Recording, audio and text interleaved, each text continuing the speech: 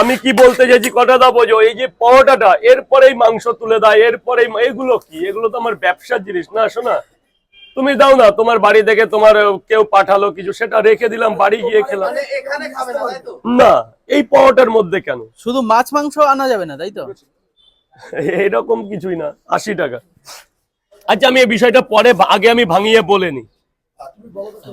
এই ব্যাপারটা কি, কিছুদিন হয়েছে কেউ মাছ, কেউ চিংড়ি মাছ, কেউ ওই যাই হোক মাংস টাংস এনে এই পরোটার পরে এটাই দিয়ে দিচ্ছে।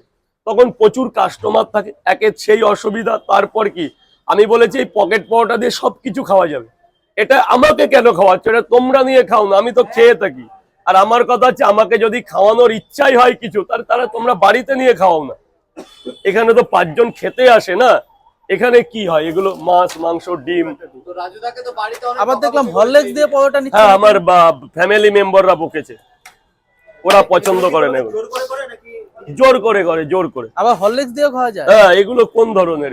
বাতাসা, হরলিক্স সব সব নিয়ে আমার বাড়িতে প্রচুর অশান্তি হচ্ছে। মানে সবকিছু দিয়ে তোমার পরোটা খাওয়া যাবে, তাই তো?